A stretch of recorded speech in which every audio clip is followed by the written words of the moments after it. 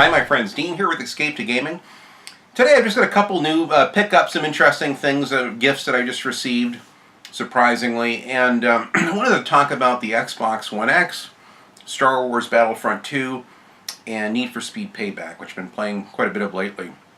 First off, I got quite by surprise with my mailbox a few days ago, and a good friend of mine who's been following my channel for some time, you'll have to forgive me if I get if I pronounce your name wrong, Horatio Van Bastian, I believe it is, sent me, he knows I love, Sony's exclusive Twisted Metal, and sent me this wonderful little pop figure. What do they call these things?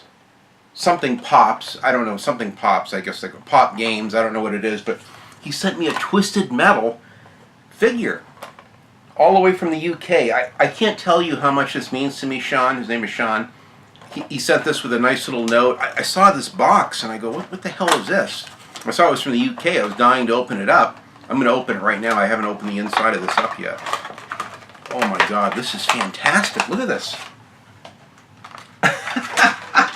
I love this. I love Twisted Metal. It's one of my favorite, most endearing series of all time since the very first game that I bought the week of the PS1 at launch. Look at this. The little Sweet Tooth character, Twisted Metal, beautifully done. Really nice, kind of a translucent hair action. He's got this incredible saw thing, or knife deal. He's got his little ice cream pants on. Really twisted. This is twisted, and it's Twisted Metal. But this is a wonder. Sean, thank you so much. This is the coolest little treat. I don't know whether to keep it in the box. I kind of like the little figure. This is definitely going to find its place on my set here, especially on my main shelf. I've got to find a way to get this in. The box is really nice. I hate to throw it out because I love the artwork and stuff on it. But it's so cool. What a great little gift. Thank you so much. I've never had one of these pop figure things before. But this one I like. I really approve of this. I love Twisted Metal. It's such a great series. In fact, talking about Twisted Metal, I'm going to be doing, I'm actually got my Xbox 360 collection video that I'm doing. I have so many Xbox 360 games, I have to break it up into 2 videos. So what I thought I'd do is take maybe a third of them, which happen to be racing games, which I have quite a few of, and I'm going to do a 7th gen racing game video. It'll be primarily all my Xbox 360 racing games, as well as a few PlayStation 3 racing games in there as well, just because I can. So I want to cover all of those games and why I like them, why they're in my collection. And then part 2 will be the remainder of my Xbox 360 games in the way of, shooters, FPS games, third-person shooters, adventure games, and the like. So looks like it's going to be a light week for me work-wise. I don't really have anything going on all week. I've got a terrible dentist appointment tomorrow.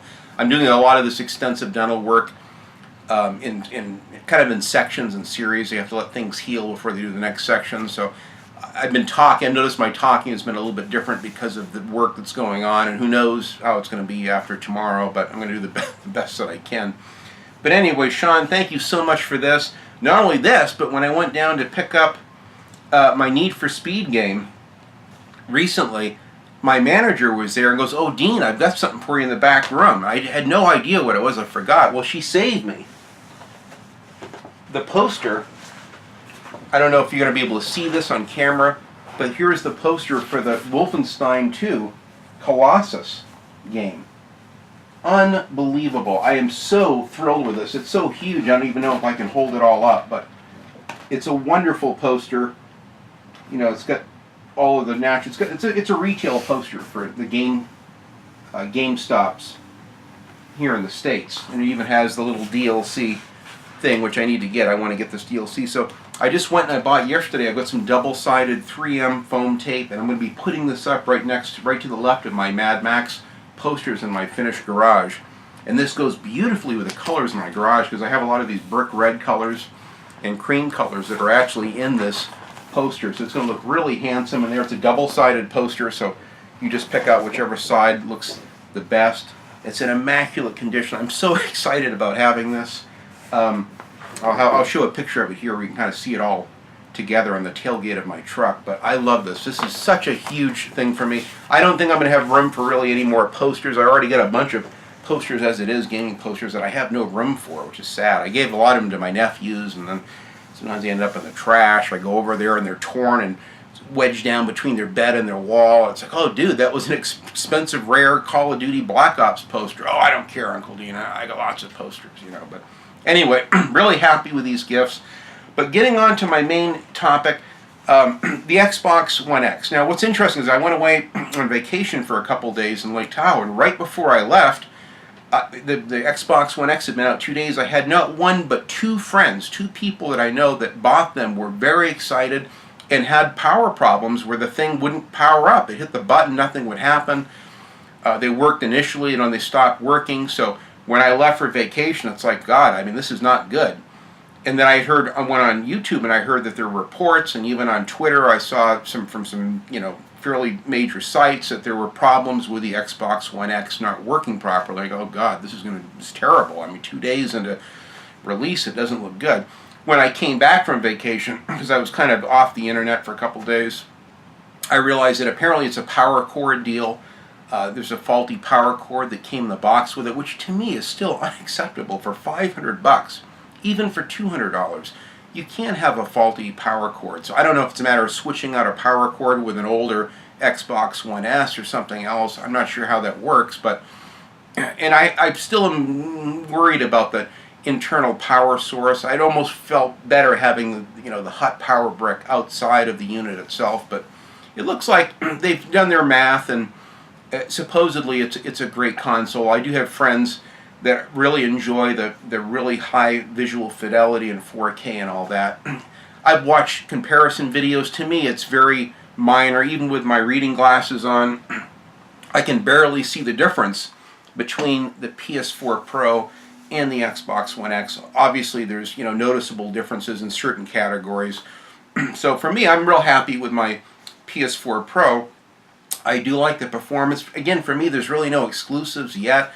Until they make the Drivatars optional, I'm not real crazy about Forza in the condition that it's in now, even though so many of my friends love it. They think it's pretty much a moot point that I'm making. But it's just my feeling. I take my racing game seriously, and I don't like the fact that I'm forced to race against what I consider unprofessional AI, irregardless of how the sliders can be adjusted and all that. But you know, it's a minor thing. That's fairly subjective.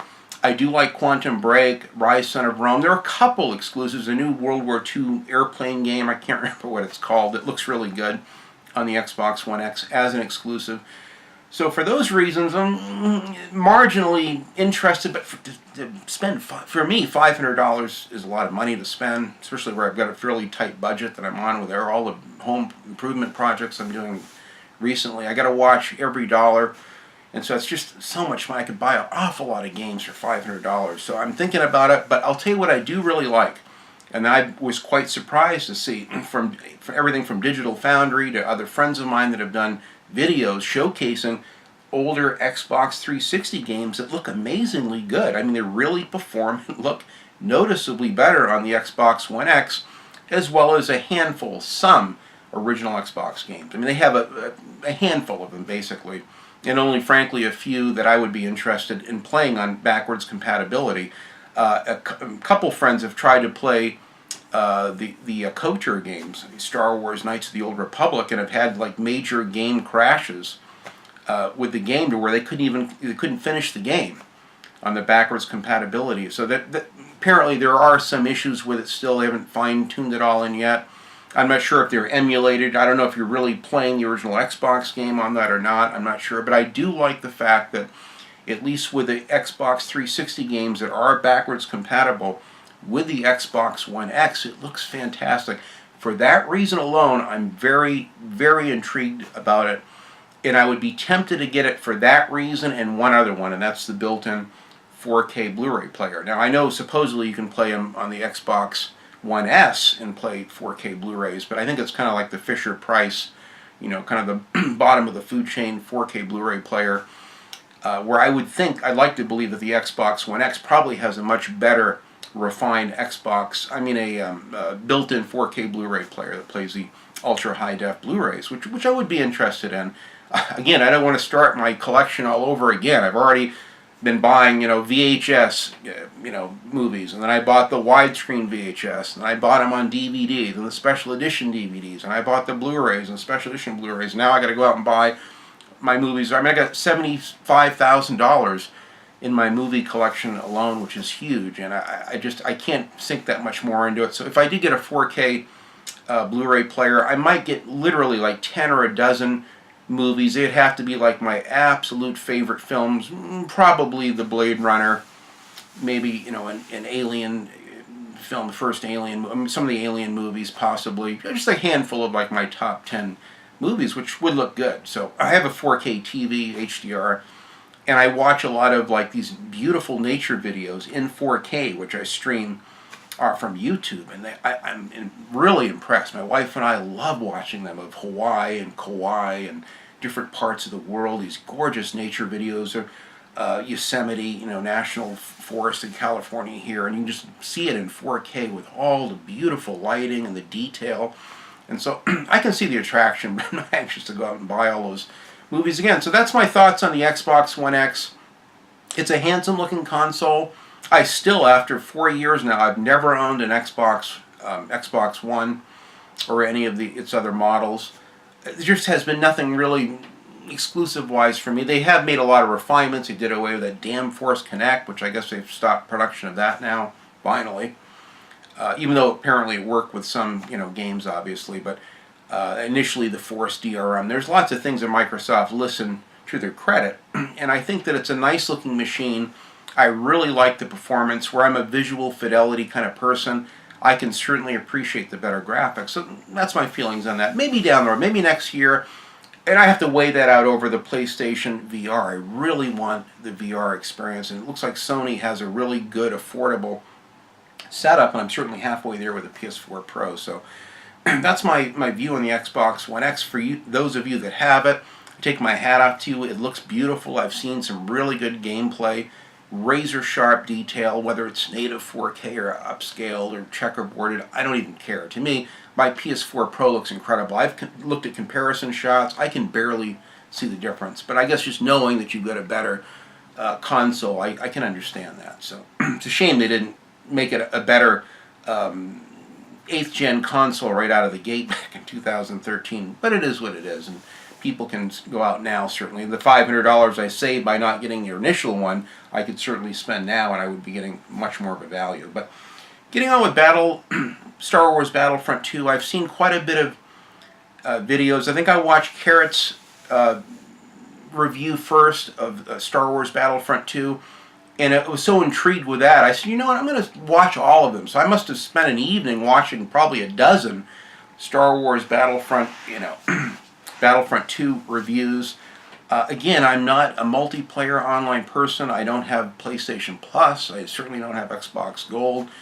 So I have no interest in the multiplayer. So the Loot Crate thing is wasted on me. I'm indifferent about it. I certainly can validate my friend's points about not wanting to have Loot Crates and an unfair advantage. I would be pissed if someone can buy their way to the top and all of a sudden you jump into a game and people are at a much higher level than you simply because they anteed up $100 or $50 or whatever it cost.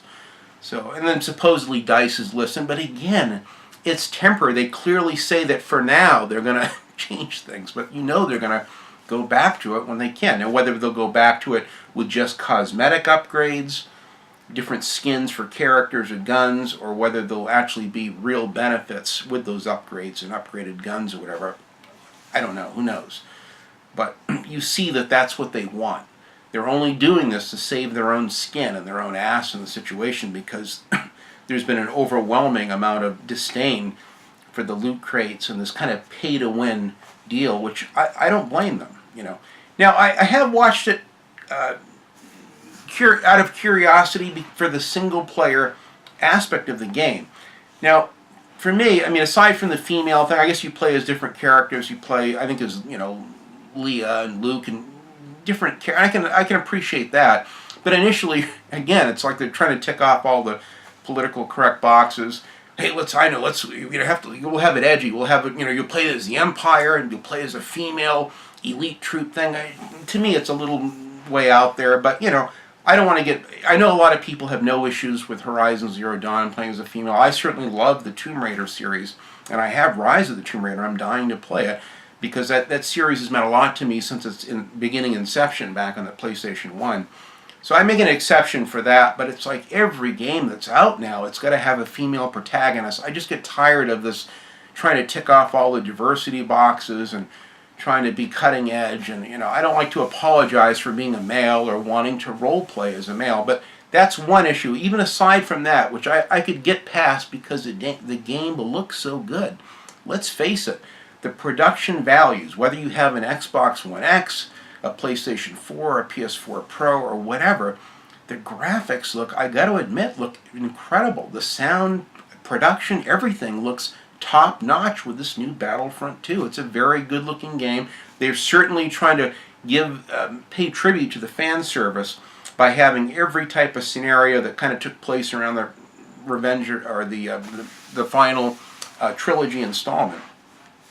The Return of the Jedi. So it has, I guess it takes place after that. Now again, I don't acknowledge The Force Awakens. I'll never watch the newer post George Lucas things. To me, only George Lucas can pen. That's his baby. It's his story out of his head. It's his universe, and only he can write those stories, in my opinion. But that's, again, I have my own perspective. Someday, if it wasn't for the overt hate that I probably would get just for expressing my preference and opinion, I probably will do a video as to how I feel about these newer Star Wars movies, and certainly Disney owning it now. It doesn't matter whether George Lucas sold it or not. It's the fact that why did he sell it? Maybe it was because of all the hate that he got for his own creation, which is really sad to me. But I'm a big George Lucas fan. I love all of his films. THX 1138, certainly his involvement with the Raiders of the Lost Ark, and Red Tails. He's done so many great movies that I really enjoyed. So I hate to see him hated so much. And all the guy ever wanted to do was to really entertain us with this wonderful space opera. But either way, so I'm not really elated with some of the characters and how it's trying to segue into those newer Star Wars things. For me, that's kind of a minus. But even aside from that, the biggest problem I have with it, I would buy it for the single-player campaign. I'd pay $100 for a 6-hour campaign. That's not the issue.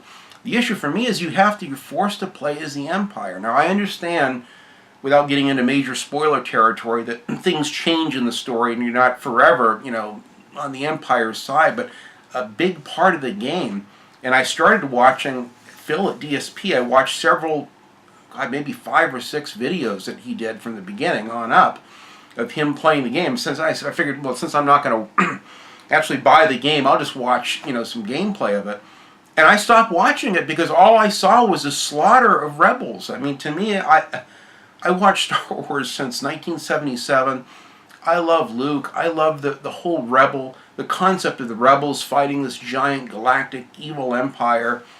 And that's what made the Darth villain character so evil and a monster. The same thing with the Emperor, is you're looking at it from the side of the small rebellion, this ragtag, fugitive fleet that's trying to fight the big evil giant empire. And so that's all I've ever known. Even with the Star Wars games where you have the choice, even the old Battlefront 1 and 2 from Pandemic, I've never flown a TIE fighter, I've never played as the Empire, but it's nice that they have the option. Certainly many of us would be kind of curious, hey, what would it be like to be a stormtrooper or to play as the Empire, and I certainly understand that.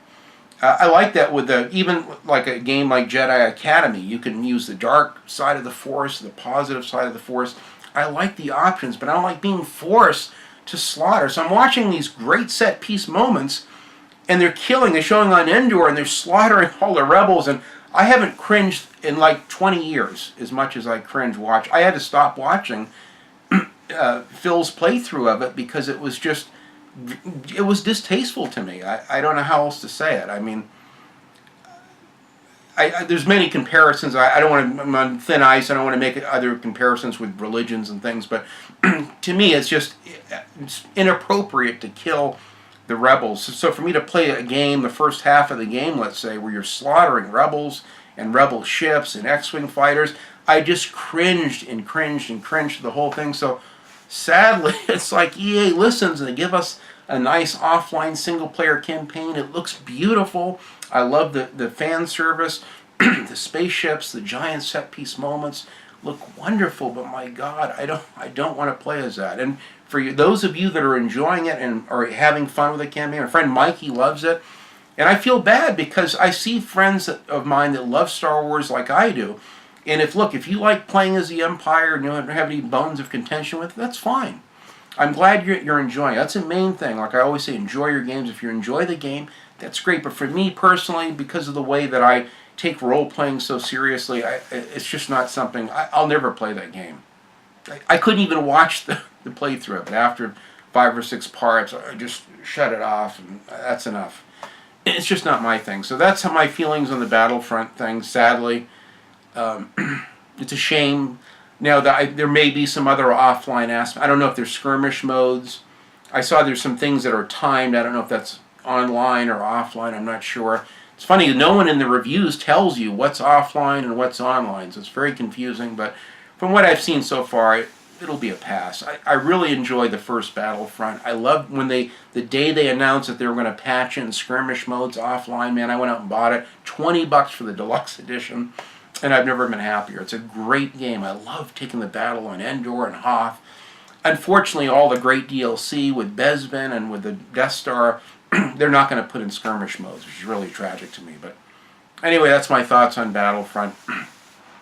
Again, if you are enjoying it for the multiplayer, I guess they've patched out the loot crates temporarily, but they're probably going to bring them back to some degree. It's very confusing as to what the progression system really is with that game, but it's a shame. So I don't know if I'm going to have to wait for Battlefront 3 for something that maybe they'll have a better campaign, then I'll go back to the Rebels. I don't know, but it's going to be a long wait apparently. I was dying to play this campaign, and I'm personally very bummed out about it. But I've got lots of great games to play. I got the new Wolfenstein II Colossus. As soon as I feel up to it, I'll play it. I just filmed a car wash video. It was kind of unexpected. I had not one but 2 friends that just bought new cars, and they said, Dean, we'd love to hear your tips and your opinions on how to wash a car. We certainly want to take care of our new car. We love our new cars, and so I went ahead and did that. I realized that a lot of my gaming friends are not elated that I'm kind of introducing these car-related videos in my channel, but I really don't want to start another channel. I like having the channel about me, and I have my escape to cinemas I do once in a while, and I show my favorite science fiction movies, and I'll show my Blu-ray collection at some point, which has been growing quite a bit. I love movies, and I love pop culture. I don't talk about them too often. The car thing is something that's, kind of a big thing for me, and I have a lot of newer friends that I'm interacting with because of their channels. So I have at least a playlist on my own channel where I'll, once a week or a couple times a month, I'll do these car videos as I have time. Because of that, I've lost a bunch of subscribers. It's funny because I've gained a bunch of subscribers because of some new car-related YouTubers and friends of mine. At the same time, you can see an exodus of people that, oh, fuck this guy, I'm not going to watch this, And it's unfortunate that people are so critical and they can't allow someone to just be themselves. That's who I am. This channel is about me and my passions. Most of them are certainly about gaming, like I'm talking about here now, but I enjoy cars and movies and food and beer and a lot of things like the rest of us, and I think there's nothing wrong with introducing those things on your channel. But anyway, so the last thing I'll talk about, and also before I get to that, I haven't seen too many reviews. Carrot at Angry Centaur Gaming is really the only one I know that's reviewed this new remastered version of this, but I went and bought this on the 14th. And I already had the strategy guide, but because there's new collectibles and new things, and even the VR modes, there's a virtual reality PlayStation VR version of this game I guess you can play, as I understand it. So they have some VR things in here too. So because I may get that down the road, I said, you know what? Because I got the new Elite membership, they gave me a really good deal on both of these. I got both of these for like, $60 or less than $60. Because of my point system or whatever. But so I went ahead and got the strategy guide just to have it with the new additions in here. They've also revised it to like good cop, bad cop. They changed the format of the settings as to how you do your investigations. But my God, the little bit I've seen of this already, putting this in, the graphics look incredible. What a wonderful way to replay an old classic. I'm really excited about diving in. Right now, with my leg being screwed up, it's hard for me. I can't play this Wolfenstein II Colossus as much as I want to, but something relaxing and peaceful like this or even my Need for Speed Payback. I've been able to kind of lay back on the arm of my couch and casually play this, and I've had a blast doing it. So until my leg gets better and my back as well, that's going to be the way it is. I actually took my boot off to film my car wash video. My wife was furious.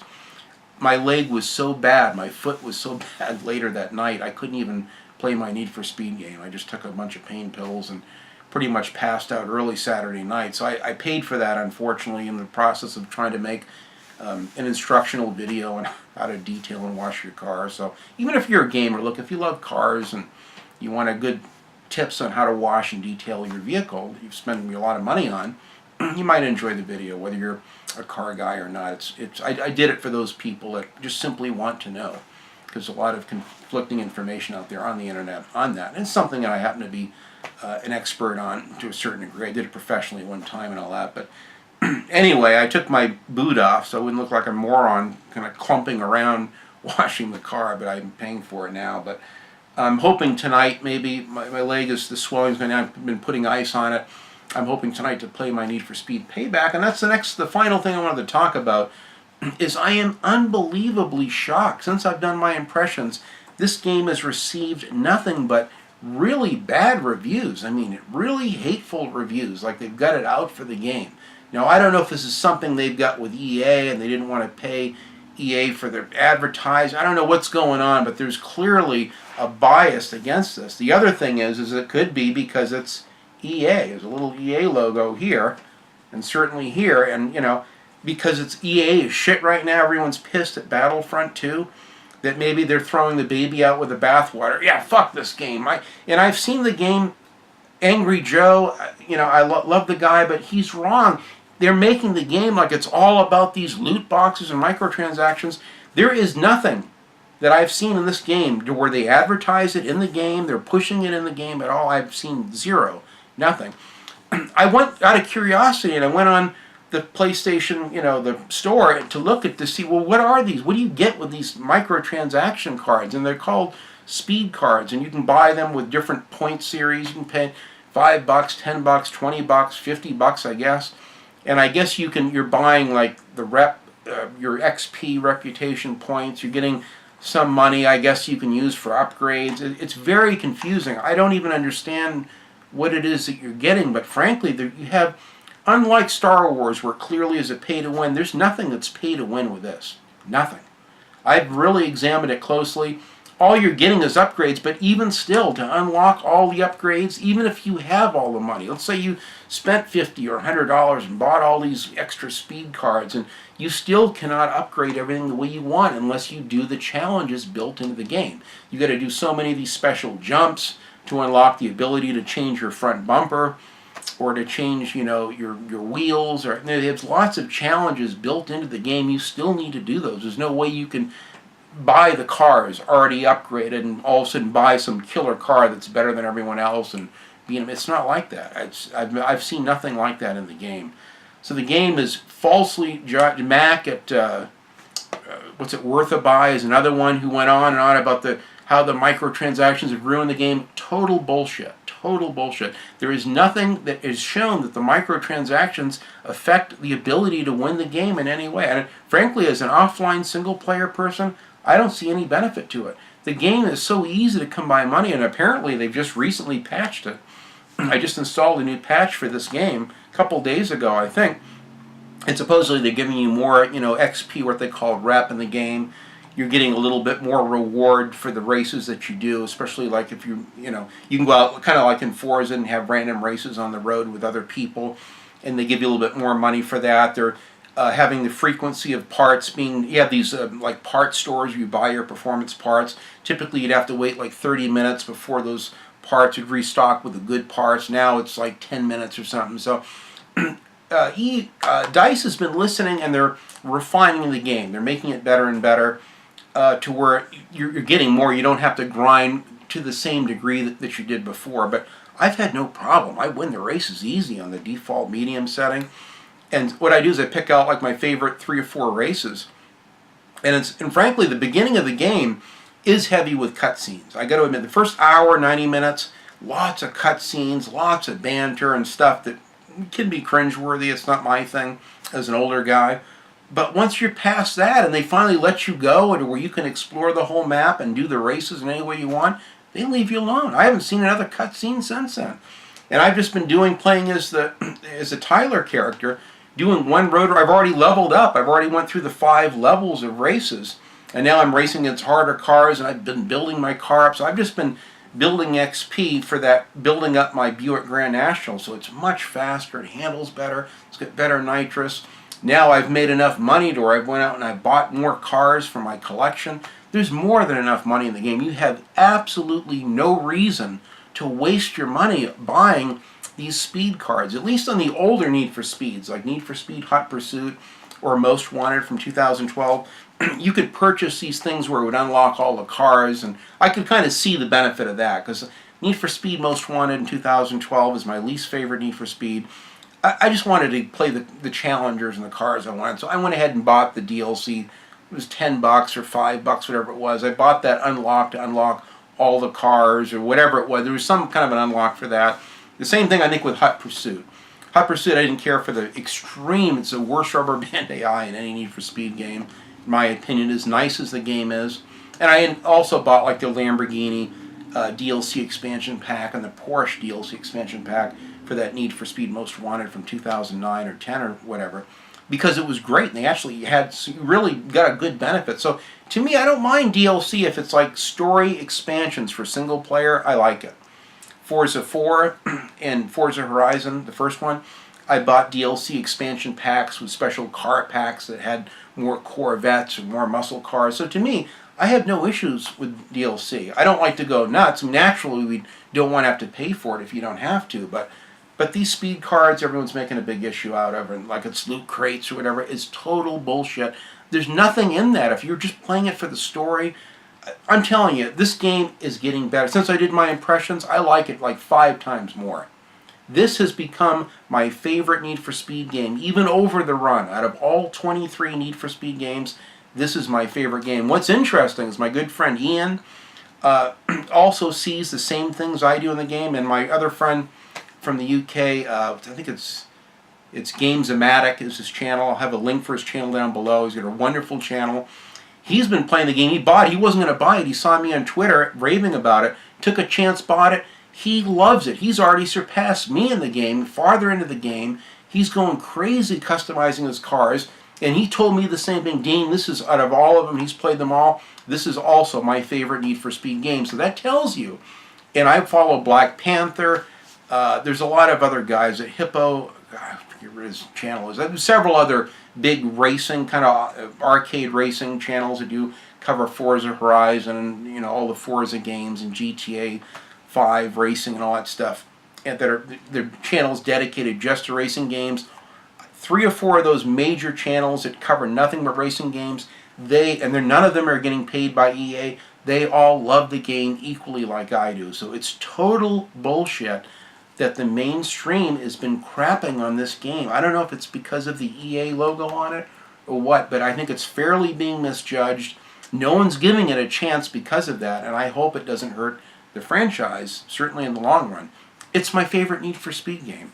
I'm really shocked at why everyone's bagging on the game. The racing is the best racing I've ever done. The drifting is by far the best drifting handling model, physics model in any Need for Speed game, par none. It's that good.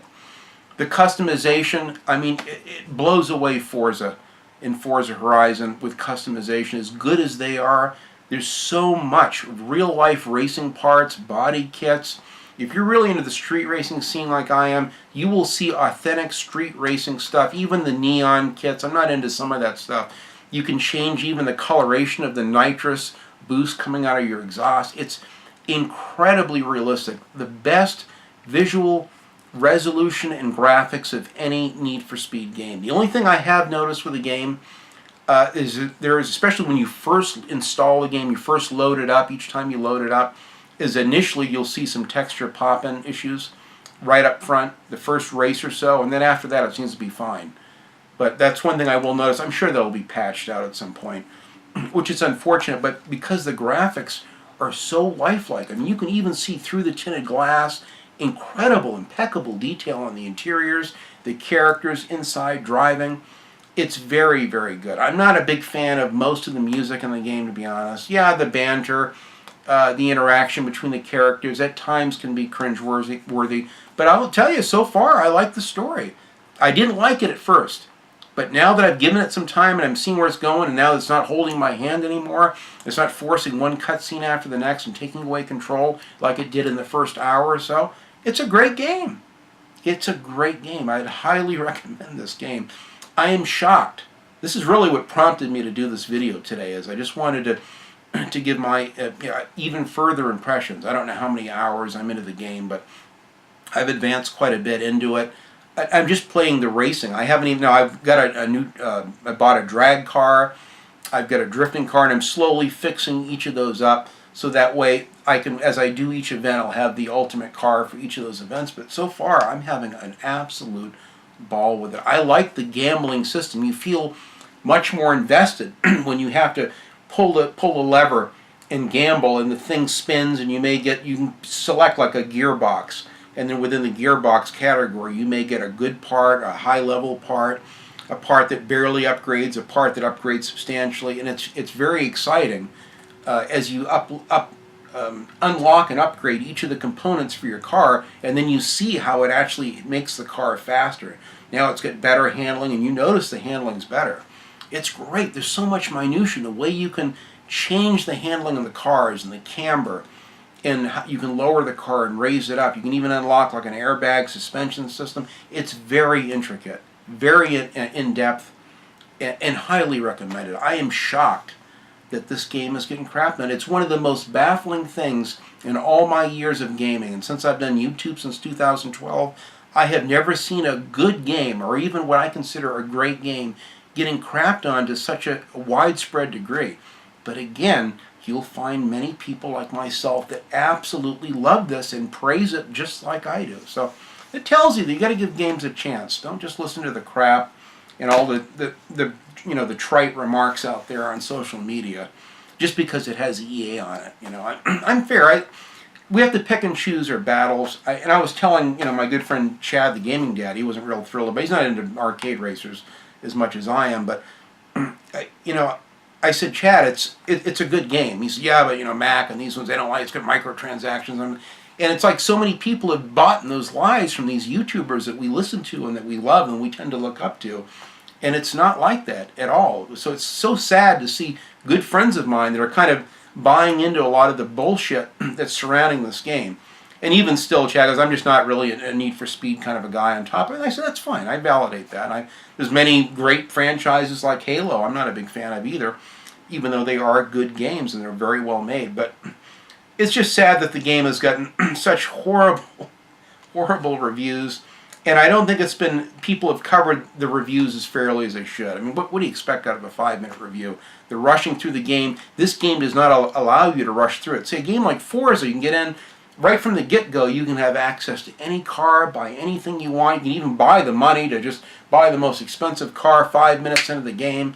This game, even if you bought the speed cards, it is really hard to get the cars. And even if you get the cars, you still have to grind to upgrade them to be competitive in the class of racing for each car you unlock. So there's no way to really cheat in this game. That's total bullshit that people are spouting about this, which is unfortunate. So I'd highly recommend this. This game is all I think about all day. I enjoy it so much. I went in last night, I was really sore, but I laid down on the couch, and I just spent over an hour upgrading just one car, my 350Z. I was setting up for drifting, and I had so much fun just dialing it into perfection, even choosing the headlights and the color of the headlights and the finish, whether you want a satin finish or matte finish in your car, or gloss, a deeper clear coat, less clear coat, more metallic, and millions of colors. It's incredibly deep and so much fun. I may do another follow-up video down the road, or even like a full review of this as I get more into it and do more of the different types of racing, so that way I've got a more well-balanced review. But right now, I'm having a ball with this, and it's not at all the game that I thought it was, even when I did my impressions. It's much better than that. So the first, like I said, hour or so is tricky, and it's quite good after that. But anyway, that's my spiel on Battlefront II. the new Xbox One X, which does look very good. It's just a lot of money for me right now. I get so many things. I've got to buy my daughter and granddaughter Christmas gifts. We're planning on probably seeing them for Christmas, and so I've got other priorities right now. So the PlayStation VR as well as the Xbox One X is being pushed back. But let me know in the comments how you feel about it. What do you feel about what do you think about the Xbox One X? Is it something you think that you would buy? And if you do, what would be the reasons for it? What's your opinion on Battlefront 2, whether you play single player or multiplayer? Let me know in the comments. I'd be curious to know. And if you do have any love for racing games, let me know how you feel about Need for Speed. Have you played it yet? Is it something that you would buy? And if so, why wouldn't you buy it? Or why have you bought it? I'd like to know in the comments. Thanks a lot, guys, for watching. Enjoy your games. Have a wonderful Thanksgiving week ahead. I'll try to have some more content. I'm going to try to do my favorite 7th gen racing games video next. This is a really exciting video for me because I love racing games, and I'm dying to really show what I loved about last gen's racing games. Primarily, the 85-90% of those are Xbox 360 games, as that was my platform of choice last gen. And I've got some PS3 ones. I'm going to kind of re-show those again just to show what I love about the 7th gen and what you get with really good online and offline racing. So again, thanks for watching, guys. Enjoy your games.